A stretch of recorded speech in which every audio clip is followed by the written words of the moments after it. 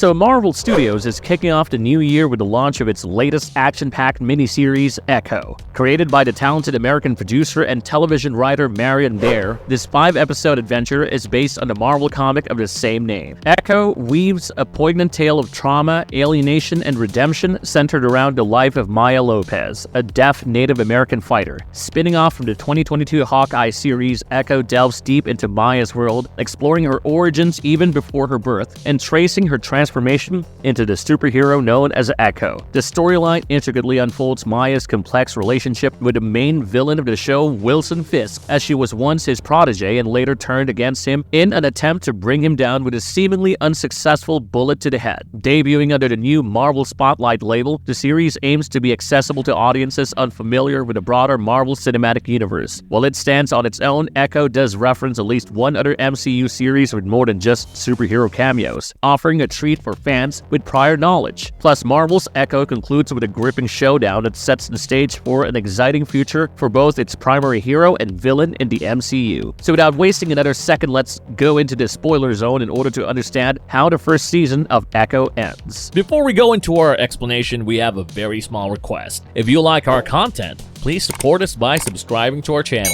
This is a small click for you, but for us, it means a lot. Thank you. Let's begin. Nice. Who is Maya Lopez? What is her story? Maya's story begins in 2007 in Tamaha, Oklahoma, when she and her cousin Bonnie were discussing the tale of the first Choctaw, Chafa, who saved her people from impending doom. All was well in Maya's life until she begged her mom for some hot chocolate, prompting them to go to the store and get some. Unfortunately, this took a tragic turn as the brakes of their car failed on the way, resulting in a T-bone collision with another car, which claimed Maya's leg and her mother's life. In the aftermath at the hospital, Maya's father, William, revealed that someone deliberately tampered with the brakes and were now taken care of. Following the accident, Maya shares a heartfelt moment with her father, who resolves to start a new life in New York with Maya, away from her cousin Bonnie and her grandparents. Fast forward to the present day, Maya grows into an accomplished athlete and martial artist, showcasing her unique ability to flawlessly replicate others' movements. In the current timeline, Maya, now sporting a prosthetic leg, engages in intense sparring sessions in the ring, maintaining an impressive stoic expression throughout much of the series. But the plot takes a gripping turn when she revisits the events of Hawkeye, reliving the painful scene of Ronin murdering her father. In a rare display of emotion, Maya almost grieves as her father breathes his last, later paying her respects at his funeral. Despite supportive messages from Bonnie offering a helping hand, Maya grapples with an internal storm of unresolved emotions. In a moment of rebellion, she breaks into a bike dealership, making a daring escape on a stolen bike that wreaks havoc, including a dramatic encounter with a cop car. Arrested for her bold actions, Maya finds her ass saved by the kingpin, Wilson Fisk, who empathizes with her seething rage. Fisk, who Maya had long seen as an uncle, goes on to draw on his own painful past of losing his father at the age of 12 and offers her an alternative outlet, proposing a job as a means to channel her emotions more constructively. On her first job, Maya convenes with two individuals in an empty club tasked with clearing out a warehouse encroaching on Fisk's turf. When the confrontation erupts, Maya hesitates initially but is compelled to defend herself when the men turn hostile. The skirmish takes an unexpected turn when Daredevil crashes through a window, swiftly dispatching Fisk's henchmen and redirecting his attention toward Maya. Next, we see a brief but intense altercation unfold between Echo and Daredevil, culminating in Daredevil gaining the upper hand by strategically dropping a shelf on Maya before making his escape. Fisk acknowledges the success of Maya's first mission, affirming their newfound familial connection. Soon after, in a mission, Maya confronts Ronin, leading to a revelation that it was actually the Kingpin who orchestrated her father's demise, and in a quick recap of the Hawkeye finale, Maya once again targets Fisk, shooting him in the head. The narrative then jumps 5 months ahead to the present day, revealing Maya nursing severe wounds in her side. Despite her injuries, she perseveres and heads to her hometown in Oklahoma, where she sneaks into her former residence and resourcefully patches herself up with dental floss. But her story does not end here, as the Kingpin is not dead and is hell-bent on either making her his successor or taking away everything she ever loved, in case Maya chose otherwise. Later, while returning to her roots in Oklahoma, Maya faces a pivotal choice in the series finale of Echo, whether to align with the legacy of her family and ancestors or succumb to the enticing offer presented by one of MCU's most powerful villains. Before knowing that Fisk is alive, she was initially drawn towards the prospect of assuming control over the presumably deceased Kingpin's empire, but instead Echo undergoes a profound transformation as she reconnects with her past and the generations that precede her. But the revelation that Fisk survived and seeks to lure Maya back with the promise of her own empire adds many layers of complexity to her decision. So in detail, let's find out.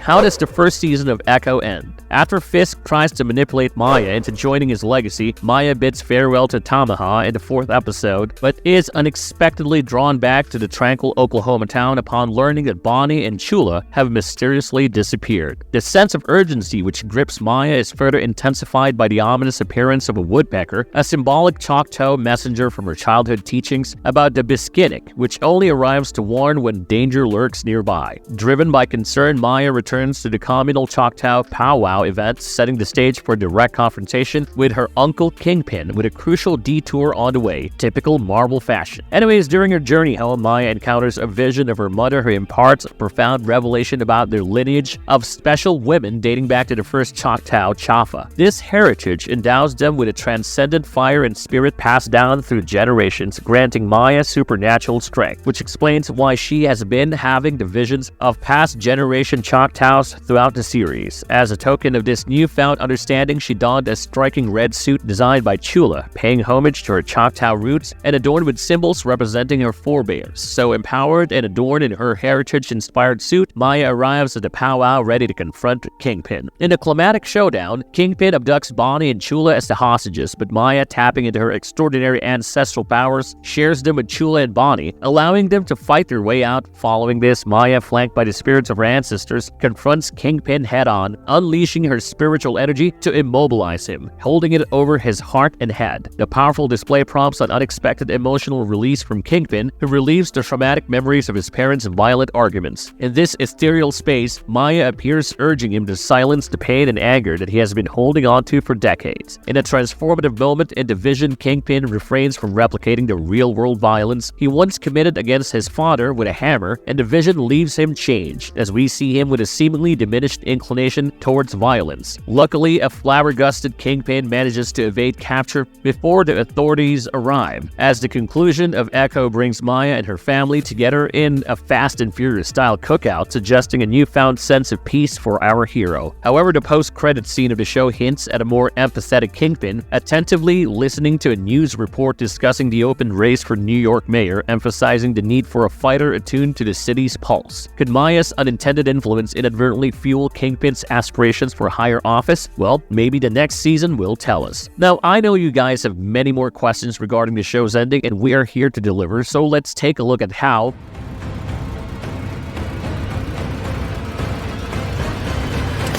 How is the Kingpin still alive even after taking a bullet to the face? It is no news that in the Marvel Universe, Kingpin's resilience sets him apart from every other villain, and this becomes evident in Echo's attempt to kill him. Although the series does not explicitly offer a clear explanation as to why Maya's point-blank shot at her uncle did not prove fatal, however, Kingpin as a character is well known across various media forms and has consistently demonstrated an extraordinary ability to withstand injuries that would be lethal for an ordinary person. For example, in Hawkeye, he survived an explosive arrow blast that proved fatal even against the Chitauri in Avengers. Sometimes such feats defy conventional explanations, but Kingpin's ability to recover can be attributed to his exceptionally indomitable nature. But in his own twisted sociopathic manner, he loved Maya, and it was visible when he actually had a chance and chose not to kill Maya, but instead asked her to join him and wore a mechanical eye, which not only served as a replacement for his own, but also facilitated his communication in American Sign Language with Maya and vice versa, with ease.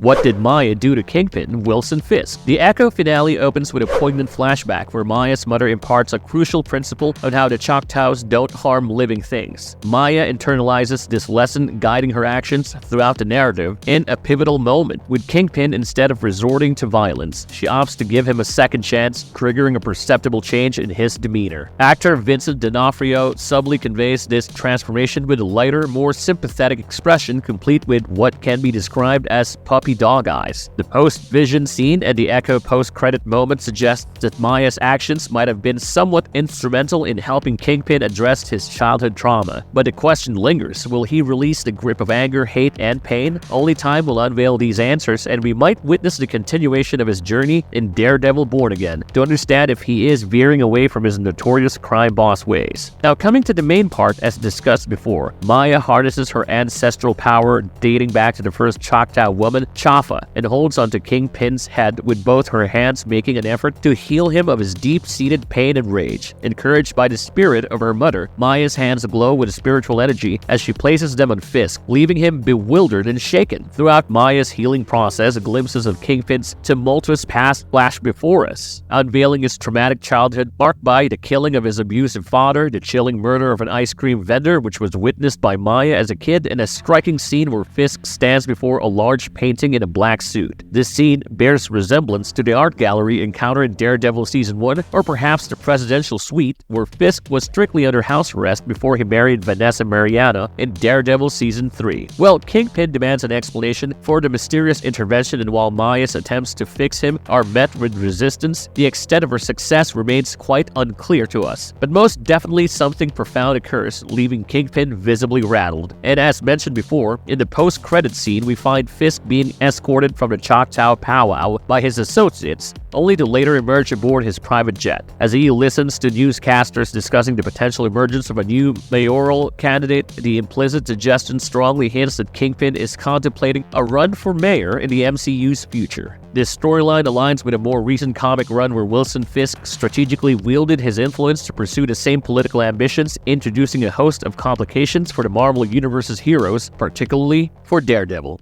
What are Maya's new powers? How can she share it with her entire family? So if you have watched all the 5 episodes of the show, you know that the Choctaw legacy dates back to centuries ago and began when Chafa took a sip from the magical source and her palms lit up with these glowing symbols. Within seconds, the cave they were in started falling apart, but thanks to the newfound power, Chafa saved herself and the Choctaw tribe from certain disaster. As they emerged into the world above, their clay-like skin started shedding and they looked just like regular humans. But the superpowers didn't fade away for Chafa. Instead, she became the first leader of the Choctaw tribe, starting a line that would last for thousands of years. Fully embracing the rich legacy of her ancestors, Maya discovers a newfound array of powers derived from the unique histories of each forebearer, as unveiled in their backstories shown in previous episodes. In a remarkable twist, Maya utilizes this ancestral power to extend these abilities to her cousin Bonnie and her grandmother Chula, recognizing their shared bloodline and lineage, granting them a temporary connection to this extraordinary gift. It is actually the spirit of Maya's mother, Taloa, that triggers the origins of Maya's unique capabilities, which helps her transformation into Echo. Each ancestor of the Choctaw tribe contributes a distinct aspect which fuels her powers. Maya gets her strategic prowess from Loak, cunning from Tuklo, ferocity from Chafa, and love from Taloa herself. These traits already latent within Maya and manifest as an echo of those who preceded her, spiritually empowering her in the season finale of the show. Beyond these notabilities, it becomes evident that Maya has also acquired healing powers and additional strength, which she generously shares with her family. When they find themselves in the clutches of Fisk, this revelation amplifies the depth of Maya's connection to her ancestral roots, ultimately shaping the culmination of her journey in MCU's Echo. How do Echo's abilities in the MCU differ from her portrayal in the original comic book source material? Before her recent connection with the Cosmic Phoenix Force in Marvel Comics, Echo possessed a unique ability to mimic the skills of others, allowing her to seamlessly replicate the capabilities of those she observed. This talent enabled her to stand on equal footing with Daredevil, and the MCU's interpretation of Echo most definitely touches on this aspect, especially in her confrontation with Daredevil in the series premiere. Now, in the original comics, Echo also had the additional power to commune with spirits, a facet that receives a richer development in the MCU, as the series finale depicts Maya being bestowed with a range of supernatural skills by her ancestors, which was showcased in her final battle against Kingpin in the show, thus reflecting a nuanced divergence from the original comic book portrayal. What is our verdict on Marvel Spotlight's Echo? Launching under the newly introduced Marvel Spotlight banner, Echo marks a significant departure as the first mature rated series in the expansive Marvel Cinematic Universe. Plus, the anticipation surrounding this rating stirred up a considerable amount of excitement, with fans expecting a grittier, darker, and more violent narrative than what they have previously encountered in the MCU. While Echo indeed embraces its mature rating, especially noticeable from its third episode onward, the incorporation of graphic violence doesn't always enhance the story, but the series occasionally leans on the freedom to depict explicit content, including spurts of blood and expanded gore. Yet these moments can feel somewhat forced, almost like a noticeable attempt to emphasize its departure from the more conventional MCU tone. Additionally, a considerable source of anticipation for Echo was rooted in Maya's comic book connections with Daredevil and Kingpin. While Daredevil's presence is brief yet impactful, the standout performance of Vincent D'Onofrio as Kingpin is definitely the highlight of the series. Plus, D'Onofrio's return to his villainous role previously claimed in the Netflix Daredevil series breathes new life into the character as he seamlessly transitions into the MCU. While Echo may not boast the same name recognition as some of the major superheroes, history has shown that the right creative team can elevate even lesser-known characters into household names. We witnessed Jon Favreau achieve this with Iron Man, and of course we cannot forget how James Gunn crafted an exceptional trilogy with a cast of relatively obscure characters in the Guardians of the Galaxy franchise. The issue here, however, lies in the fact that Maya does not receive the same level of care and respect in her storytelling. Despite the luxury of 5 episodes to delve into her background, the entire narrative feels a little rushed, as Maya is handed a stereotypically tragic past burdened with redundant flashbacks to her time in Hawkeye, all leading to a conclusion that lacks the depth and earned resolution it deserves. While Echo does deliver impactful moments, the overall pacing, editing, and story development falls a little short, overshadowing the glimpses of greatness that lie beneath the surface. Now, I don't know about you guys, but for me it leaves a sense of longing for what the premise of this show could have been with a more cohesive vision and execution. While Echo boasts moments of standout action and commendable performances, it appears to have aimed for lofty heights. I think what we truly desired was a solid, entertaining experience that could distinguish itself from the broader MCU, a feat which was successfully achieved by Loki in its second season. While Echo comes close to hitting the mark on several occasions, is it worth watching? Certainly, I found it quite a fun series, even if it left room for reaching its fullest potential. Will we see Maya again? What can we expect from Echo Season 2? As of the current moment, there are no definite plans for Maya to make another appearance in the MCU. However, the narrative potential in Daredevil Born Again provides a seamless opportunity for Maya to reintegrate into the broader New York crime storyline without stretching much of a leap in logic. Despite the uncertainty, Echo concludes with Maya appearing rather content and at peace, offering a sense of completion to her character arc. While it is a satisfying conclusion, the door remains open for potential returns, perhaps in Daredevil or even a new Spider-Man movie. Now, following the intense events at the Choctaw Powwow, it is unclear whether Maya has chosen to stay in Oklahoma or if her return to New York is on the horizon. Nonetheless, I think the prospect of Maya spending more time in Oklahoma, reconnecting with her lost family from childhood, is much more plausible. However, given her newfound heroic role, a future team-up with Daredevil seems more likely, especially as Fisk ventures into the mayoral candidacy. This positions Maya to potentially reappear in upcoming street-level MCU stories as a much more prominent hero. As of now, it remains uncertain whether Marvel Studios has plans for a second season of Echo, because the series under the new Marvel Spotlight banner could potentially be conceived as a standalone story. However, this does not necessarily rule out the possibility of Maya Lopez's Echo making appearances in future MCU movies or shows. With her transformation into a hero by the series finale, it feels like there's still untold chapters of her story that could be explored in the future of the MCU. Now, what do you guys think about this new miniseries? Let's hear from your thoughts and opinions in the comment box down below. If you liked our content, don't forget to leave a like and subscribe to us if you haven't already. Have a good one and be safe. Thanks, everyone.